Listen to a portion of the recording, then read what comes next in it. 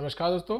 चलिए स्टार्ट करते हैं हमारा first lecture environment and ecology का जो फर्स्ट लेक्चर है हमारा एनवायरनमेंट एंड इकोसिस्टम। तो स्टार्ट यहाँ से करते हैं। देखिए मैंने सोचा था पहले पॉलिटी बनाऊंगा, but polity has a very vast syllabus, और उसका जो पीपीटी बन रहा है वो धीरे धीरे बनता चला जाए। मुझे उसमें बहुत सारी चीज़ें एडिशन या सब्ट्रैक्शन करने पड़ रहे हैं, क्योंकि काफ़ी सारी चीज़ें जो मैंने अपने एडिशन मतलब अपने समय पे जब पढ़ी थी लक्ष्मीकांत का, उससे काफ़ी सारे चेंजेस हो गए। तो चेंजेस को इनकॉर्पोरेट नहीं करूँगा तो वो आधा अधूरा रह जाएगा। तो बेटर है मैं ये कोशिश कर रहा हूँ कि जितने चेंजेस है वो सारे के सारे इनकॉर्पोरेट करके दूँ।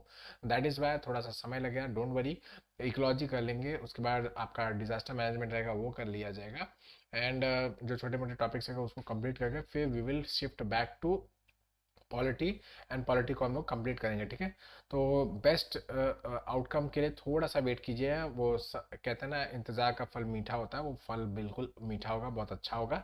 तब तक हम लोग एनवायरनमेंट कंप्लीट कर लेंगे। एनवायरनमेंट बहुत ज़्यादा बड़ा नहीं है, अनलाइक आपके हिस्ट्री या ज्योग्राफी या पॉलिटी के जैसा बहुत बड़ा नहीं है। डिजास्टर मैनेजमेंट भी छोटा सा सिलेबस है, वही फटाक से कंप्लीट हो जाएगा। इंटरनेशनल रिलेशन वाला चीज़ भी थोड़ा सा ही बड़ा है, वो भी कंप्लीट हो जाएगा। ये सारा कंप्लीट करके, सॉरी, हम लोग पॉलिटी पे शिफ्ट हो जाएंगे। ओके, चलिए। एनवायरनमेंट एंड इकोसिस्टम क्या है उसके बारे में पढ़ते हैं। ओके, फर्स्ट, एनवायरनमेंट का मतलब सिंपल आप लोग को बता दूं, इट इज ए सराउंडिंग। जो भी कोई भी लिविंग ऑर्गेनिज्म को हम लोग पढ़ लें, जिस जिस भी ऑर्गेनिज्म को हम लोग पढ़ रहे हैं, उसके आसपास का कोई भी एरिया जो कि डायरेक्टली या इनडायरेक्टली उसके ऊपर इफेक्ट डालता है, that will be consider as an environment, ठीक है। फॉर एग्जांपल के हिसाब से बता दूं, जैसे आप हो, ठीक है, आप जहाँ पढ़ते हो, ठीक है, फॉर एग्जांपल आप पढ़ाई जहाँ पे करते हो, तो आपके आसपास जो स्टूडेंट्स और बैठ के पढ़ रहे हैं या लाइब्रेरी में पढ़ रहे हो, तो दैट इज एन एनवायरनमेंट, ठीक है। लाइब्रेरी का एक एनवायरनमेंट है, ठीक है, घर का एक एनवायरनमेंट है, बाहर का एक एनवायरनमेंट है, that is called as an environment, ठीक है। This is an simple definition आपका कहा जाए तो एनवायरनमेंट का ये है, ठीक है। एनीथिंग जो कि आपका जो ऑर्गेनिज्म स्टडी किया जा रहा है उसके आसपास कुछ भी है, that is will be consider as an organism, ठीक है। एनवायरनमेंट के that will be called as environment, ठीक है, मैंने सही बोला। एनवायरनमेंट का अगर सिंपल डेफिनेशन देखा जाए तो it is a sum total of air, water, land that has inter relationship upon among themself. मतलब आपस में इंटर रिलेशनशिप होते रहना चाहिए, ठीक है। और उसी के साथ साथ वो ह्यूमन बींग को भी उसी हिसाब से इंटर रिलेशनशिप में अपने अंदर बांध के रखता है, that will be called as an environment, ठीक है। सपोज आप कोई ऑर्गेनिज्म है, इंसान है, ठीक है, तो उसके ऊपर एयर का क्या इफेक्ट हो रहा है, वाटर का क्या इफेक्ट हो रहा है, लैंड का क्या इफेक्ट हो रहा है, और ये खुद इंटर्न इन लोग के ऊपर क्या इफेक्ट डाल रहा है, वो सब कंसिडर किया जाएगा। मतलब this all inter relationship along with air, water, land and human being will be called as an environment, ठीक है। ओके, तो आप लोगों को समझ में आ रहा है। बहुत ही सिंपल डेफिनेशन, ज़्यादा कॉम्प्लिकेटेड करेंगे नहीं। मोस्टली ऐसे सिंपल डेफिनेशन ही आपको वहाँ पे एग्जाम में लिखने होता है। और एनवायरनमेंट इज़ द वेरी आसान वाला, इजी वाला सेक्शन है, जिसको ज़्यादा आप लोगों को परेशान होने की ज़रूरत नहीं पड़ती। फर्स्ट ऑफ ऑल, इसके लिए सबसे प्राइमरी चीज़ अगर कुछ है तो वो है जियोग्राफी। अगर आप लोगों ने जियोग्राफी पढ़ के रखा हुआ है और जियोग्राफी पे आपकी अच्छी खासी कमांड बन चुकी है, तो आपको ये मतलब वो कहते हैं ना, हलवा लग गया, मक्खन लगेगा, एकदम सिंपल, बहुत ही आसान, बहुत ही अच्छा, बहुत ही आसान। और वो मतलब आप गेस करके भी बहुत सारे एग्जांपल्स के आंसर्स वगैरह मार सकते हो। ओके, तो ये बहुत ही अच्छा रहता है, बहुत ही आसान रहता है। तो आप लोग से एक रिक्वेस्ट यही रहेगी कि अगर आप लोग ने इसी मतलब ये प्लेलिस्ट से स्टार्ट करें, ये आपका फर्स्ट वीडियो है, तो इससे पहले ज्योग्राफी का प्लेलिस्ट कंप्लीट हो चुका है ऑलरेडी, और बहुत अच्छी तरीके से फंक्शनिंग है। काफ़ी लोग उसके ऊपर बहुत अच्छे अच्छे कमेंट्स वगैरह मुझे पास ऑन कर रहे हैं। इसके अलावा हिस्ट्री का भी प्लेलिस्ट बन चुका है, तो उसको भी आप लोग प्लीज़ देख लीजिएगा। सारा प्लेलिस्ट एक एक करके आएंगे तो बहुत अच्छे तरीके से आपका क्लियर होता चलेगा। ओके, तो खैर, इसके लिए तो एटलीस्ट आप लोग ज्योग्राफी का कंप्लीट करके आएंगे तो ज़्यादा बेटर होगा। ओके, चलिए आते हैं कंपोनेंट्स ऑफ एनवायरनमेंट। एनवायरनमेंट के क्या क्या कंपोनेंट, टू कंपोनेंट्स हैं, बायोटिक एंड अबायोटिक, ठीक है। ये सब बचपन में पढ़ा होगा आप लोगों ने, ठीक है, 6 7 के क्लास में आप लोगों ने पढ़ा होगा। Biotic component, abiotic component exam में आता था, मुझे याद है कि एग्जाम में आता था कि ये बायोटिक है या ये अबायोटिक है, ये बायोटिक है या अबायोटिक है, हम लोग को बताना रहता था, तो हम लोग उसके हिसाब से ट्रू एंड फॉल्स वगैरह में आता था, ठीक है। नेक्स्ट, बायोटिक्स भी अलग अलग उसमें डिवाइडेड है। मैं आप लोग को अभी चार्ट के हिसाब से दिखाऊंगा, आप लोग समझ में आए। बायोटिक का मतलब ये होता है जो लिविंग है, ठीक है, दैट आर लिविंग, ठीक है। जैसे अगर हम लोग ह्यूमन बींग्स को पढ़ रहे हैं, तो बैक्टीरिया हो सकते हैं, एनिमल्स हो सकते हैं, बर्ड्स हो सकते हैं, मैमल्स हो सकते हैं, पीजन ये क्या बोलते हैं, फिशेस हो सकती हैं, अदर थिंग्स जो कि मतलब आपके आसपास है, सराउंडिंग का हिस्सा है और they are living, they are growing, ठीक है। प्लांट्स वगैरह हो सकते हैं, प्लांट्स को मैं निगलेक्ट कर दिया था, प्लांट्स हो सकते हैं। These are all the part of biotic components. Okay, abiotic components में ऐसे कंपोनेंट्स आएंगे जो इनडायरेक्टली आपके इस सब के लिए रिस्पॉन्सिबल है। फॉर एग्जांपल आपका रेनफॉल हो गया, ठीक है, बहुत मोस्ट इंपॉर्टेंट, रेनफॉल, ठीक है, सनलाइट, विंड, वाटर, ठीक है, these are all abiotic components जो कि आपके एनवायरनमेंट को ग्रो करने के लिए, सस्टेन करने के लिए हेल्प कर रहे हैं। तो इनडायरेक्टली वो आपको भी सस्टेन करने के लिए मदद कर रहे हैं। That is why they will be included in this environment. Environment के दो पार्ट्स, बायोटिक एंड अबायोटिक, ठीक है। ऑल्सो यहीं पे आप लोग को बता देता हूँ, जैसे कि इस वीडियो का टॉपिक का नाम भी है एनवायरनमेंट एंड इकोसिस्टम। तो इकोसिस्टम में भी अगर यूपीएससी में कभी आता है कि इकोसिस्टम के कंपोनेंट्स क्या है, तो even then the answer remains the same, ठीक है। वहां पे भी biotic and abiotic will be the answer, ठीक है। जैसे एनवायरनमेंट के दो पार्ट्स है, बायोटिक एंड अबायोटिक, सेम आपके इकोसिस्टम के भी दो पार्ट्स हैं, अबायोटिक एंड बायोटिक, ठीक है। तो इसमें कुछ भी चेंजेस वगैरह नहीं होगा, उसके लिए अलग से स्लाइड बना के बेवजह वीडियो बड़ा करने की कोई जरूरत नहीं है मुझे। तो आप लोग समझ गए होंगे, ठीक है।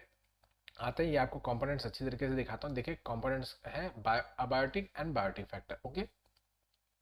Abiotic will be further divided into two, climatic factor and edaphic. Edaphic मतलब सॉइल, ठीक है, इडाफिक का मतलब होता है सॉइल, जो मिट्टी से लेना देना हो, ठीक है, that is known as इडाफिक।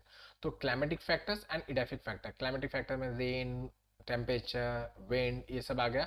Soil में सॉइल पीएच, मिनरल्स, टोपोग्राफी, ये सब चीजें आगे, रिलीफ वगैरह, फीचर्स वगैरह आपके आगे सॉइल के अंदर, ओके।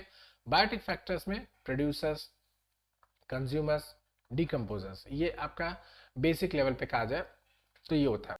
इसको थोड़ा सा अगर इलेबोरेट करेंगे, थोड़ा सा और अगर डीप में जाएंगे, प्रोड्यूसर्स क्या है, कंज्यूमर्स क्या है, डिकम्पोजर्स क्या है, तो मैं आपको एक ये फोटो दिखाता हूँ, आप लोग देखेंगे, आपको समझ में आ जाएगा अच्छी तरीके से। ग्रीन प्लांट्स आर प्रोड्यूसर्स, ठीक है, प्रोड्यूसर्स, प्रोड्यूसर मतलब ऐसा जो बना रहा है, जो खाना बनाने का काम कर रहा है, ठीक है। तो एक्चुअली में प्लांट्स ही है पूरे के पूरे इकोसिस्टम के सर्वाइवलिंग मतलब प्रोड्यूसर्स है, यही खाना बनाते हैं, और तो कोई खाना बनाते हैं, जितने भी आपके ट्रॉफिक लेवल्स हैं, कोई और खाना तो बनाता नहीं है, ठीक है। खाना जो आ रहा है वो कहाँ से आ रहा है, प्लांट्स की तरफ से आ रहा है। जितना भी सन का रेज है वो कैप्चर किया जा रहा है फोटोसिंथेसिस के द्वारा, और उसको we are converting into food, ठीक है। ये प्लांट्स वगैरह जो है वो उसको कन्वर्ट करते हैं फूड के अंदर, कार्बोहाइड्रेट्स, प्रोटीन, मिनरल्स वगैरह जितने भी है वो सब आपके प्लांट्स ही तो देते हैं। तो that is why they are known as producers, okay. Next, इनको जो खाते हैं, मतलब प्लांट्स को जो खाते हैं, they will be called as primary consumers, ठीक है। प्राइमरी कंज्यूमर्स कहा जाएगा। प्राइमरी कंज्यूमर जैसे कि आपके कीड़े मकोड़े हो सकते हैं, आपके हर्बीवरस एनिमल्स वगैरह हो सकते हैं, जैसे एलिफेंट्स हैं, आपके गाय भैंस हैं, ये सब जो हैं इन लोग हर्बीवरस है, ठीक है। तो ये हर्बीवरस मतलब आपके प्लांट्स वगैरह को खाते हैं, उनके ऊपर इन लोग जिंदा रहते हैं। तो दे हैव मतलब उनका बेसिक स्टेबल डाइट ही आपका प्लांट्स एंड प्लांट्स वगैरह है। तो that is why they will be called as herbivorous और primary consumer, okay. Secondary consumer वो होते हैं जो इनको खाते हैं, ठीक है, जो प्राइमरी कंज्यूमर्स को खा रहे हैं, they will be called as secondary consumers. जैसे यहाँ पे दिखाया गया कि कीड़े को खा लिया सांप ने, ठीक है, और गाय को खा लिया शेर ने। ये शेर है, डरावना सा नहीं लग रहा है, लेकिन कोई बात नहीं, दिस इज अ लायन, ठीक है। तो उसको इसने खा लिया, ठीक है। इस ट्रॉफिक लेवल के बाद भी और भी ट्रॉफिक लेवल्स आ सकते हैं, जैसे कि हो सकता है गाय को किसी दूसरे छोटे मोटे जानवर ने खा लिया हो, ठीक है, फिर उसको शेर ने खा लिया हो, इस तरीके से। तो उसका आ जाएगा टर्शरी कंज्यूमर, ओके। अगर फर्दर फर्दर और ज़्यादा कंज्यूमर्स ऐड होते हैं, जनरली टर्शरी कंज्यूमर के बाद बहुत रेयर आपको क्वार्टरनरी कंज्यूमर्स वगैरह में मिल जाएंगे, लेकिन इसके ऊपर वाला जो ये प्रीडेटर वाला स्टेप है ये नहीं मिलता कहीं पे। ये बहुत मतलब बहुत ही रेयर केस में आपको देखने को मिलेगा। जनरली ये अपने ही लोगों को खाते रहते हैं, तो ये ऐसा केस नहीं होता। प्रीडेटर जैसा कुछ जो चीज़ें होती है ये बहुत ही कम मिलती है। आपका कॉर्टिनरी कंज्यूमर आर द मोस्ट मतलब अल्टीमेट स्टेज ऑफ द ये, क्योंकि यहाँ पे पहुंचते पहुंचते खाने का लेवल कम हो जाता है। आगे मैं आप लोग को इकोलॉजिकल पिरामिड जब दिखाऊंगा, तो food pyramid and ecological pyramid जब दिखाऊंगा, तो उसमें आप लोग समझ आएगा कि कॉर्टिनरी कंज्यूमर तक आते आते खाना कितना कम हो जाता है, कि इसके ऊपर तक सर्वाइवल इज नॉट पॉसिबल हो, की लास्टली डिकम्पोजर्स आते हैं। डिकम्पोजर्स यहाँ पे मेंशन नहीं किए जाते किसी भी ट्रैफिक लेवल पे, लेकिन दे आर ऑलवेज प्रेजेंट, ठीक है। ये हर एक स्टेज पे खाना खाते हैं, ठीक है। डिकम्पोजर्स जो है ये हर एक स्टेज पे रहते हैं, चाहे ग्रीन प्लांट्स हैं तो इनके स्टेज पे इनको भी खा रहे हैं, ठीक है। प्राइमरी कंज्यूमर्स हैं तो इनको भी खा रहे हैं, सेकेंडरी कंज्यूमर इनको भी खा रहे हैं, थर्ड मतलब ये खा सबको खा रहे हैं, ठीक है। मतलब आपके डेड डिकेइंग एनिमल्स वगैरह हो, चाहे फिर प्लांट्स वगैरह हो, सबको खा रहे हैं, ठीक है। लाइक आपका जो फंजाई होते हैं या फिर आपके क्या बोलते हैं बैक्टीरिया वगैरह होते हैं, तो ये सबको खा रहे हैं, ठीक है। तो they will be called as decomposers. Okay, चलिए नेक्स्ट इकोसिस्टम के टाइप्स और कंपोनेंट्स की बात करते हैं, ठीक है। तो दो टाइप का इकोसिस्टम होता है, एक तो नेचुरल इकोसिस्टम होता है, एक तो आर्टिफिशियल इकोसिस्टम होता है, ठीक है। आर्टिफिशियल इकोसिस्टम को मैं पहले बता देता हूँ क्योंकि इसमें कुछ है नहीं। It is a man made ecosystem. कोई भी मैन मेड इकोसिस्टम जो होता है उसको आर्टिफिशियल इकोसिस्टम में कंसिडर किया जाता है। For example fish tank best example है ये। फिश टैंक एक्चुअली में फिश कहाँ रहती है, वो तो बड़े क्या बोलते हैं बड़े नदी रिवर्स वगैरह सी ओशन वगैरह में पाए जाते हैं, लेकिन आपने अपने मनोरंजन के लिए उसको घर पे लाया और फिशेस को उसके अंदर छोड़ दिया, ठीक है। तो ये आपने बनाया हुआ इकोसिस्टम है, यू आर मेंटेनिंग इट। आप उसको देखते हो कि वो गंदा ना हो जाए, साफ सफाई उसकी करते हो रेगुलर बेसिस पे, वहाँ पे फिशेस वगैरह का एडिशन सब्ट्रैक्शन करते हो, तो खाने पीने वगैरह देते रहते हो, इस तरीके से चीजें आप करते हो। तो this is what is called as artificial ecosystem या फिर मैन मेड इकोसिस्टम भी इसको कहा जाता है, ठीक है। तो होप करता आप लोग समझ आएगा मैन मेड इकोसिस्टम क्या है। ये पूरी तरीके से रेगुलेट किया जाता है मैन के द्वारा, ठीक है। But on the contrary to this natural ecosystem survives by itself, ठीक है। इसका मैन का कोई भी इंटरफेरेंस अगर नहीं भी रहेगा तो भी ये ऑटोमेटिकली चलता रहेगा। इसके ऊपर कोई भी मैन की जरूरत नहीं कि हाँ इंसान आके देखते रहे, उसके ऊपर खाद पानी देता रहे तभी ये सर्वाइव करे, ऐसे कोई बात नहीं है। ये ऑटोमेटिकली चलता रहता है and based upon the habitat का बेस अगर देखा जाए तो उसके बेसिस पे टू टाइप्स में इसको डिवाइड किया गया है। First terrestrial ecosystem and second है एक्वेटिक, मतलब जमीन के ऊपर है और एक आपका पानी के अंदर, ठीक है। तो जमीन के ऊपर वाला एक होगा, एक पानी के अंदर वाला रहेगा, ठीक है। नेक्स्ट पानी का पानी मतलब एक्वेटिक इकोसिस्टम जो है वो फर्दर क्लासिफिकेशन मैं आप लोगों को यहाँ पे दिखाता हूँ। ये देखिए नेचुरल इकोसिस्टम में हम लोग आ गए तो उसमें दो हो गया, एक तो एक्वेटिक, एक तो हो गया टेरेस्ट्रियल, ठीक है। एक्वेटिक जो है वो फर्दर डिवीजन होगा दो में, मरीन एंड फ्रेश वाटर, मतलब ये सॉल्ट वाटर हो गया और ये फ्रेश वाटर वाला हो गया, ठीक है। तो natural ecosystem divided into two, terrestrial and aquatic. Aquatic further divides into two, marine and fresh water.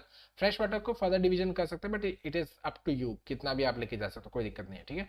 But यहाँ पे टेरेस्ट्रियल में हम लोग आएंगे तो टेरेस्ट्रियल में अब अलग अलग इकोसिस्टम बन जाएंगे, ठीक है। अलग अलग इकोसिस्टम कौन कौन से बन गए, आपके फॉरेस्ट इकोसिस्टम हो सकता है, डेजर्ट इकोसिस्टम हो सकता है, ग्रासलैंड इकोसिस्टम हो सकता है, माउंटेन इकोसिस्टम हो सकता है, ठीक है। तो दीज आर अदर अलग अलग फॉर्म्स ऑफ इकोसिस्टम, ठीक है। आगे चल के हम लोग पढ़ेंगे बायोम्स। तो बायोम्स भी लगभग लगभग आपके इकोसिस्टम जैसा ही काम करता है, ठीक है। तो वहां पे भी सेम एग्जांपल आपको देखने को मिलेगा कि फॉरेस्ट का बायोम है, फिर इसमें भी हम लोग फर्दर डिवीजन करेंगे, सवाना फॉरेस्ट, रेन फॉरेस्ट, इस तरीके से उसका बायोम बायोम बनता चला जाएगा, ठीक है। तो ये याद रखिएगा इकोसिस्टम में ये इस तरीके से है। ओके, चलिए इतना ही इस वीडियो के लिए। नेक्स्ट वीडियो में हम लोग मिलेंगे आगे। ओके, चलिए तब तक पढ़ते रहिए आप लोग। बाय।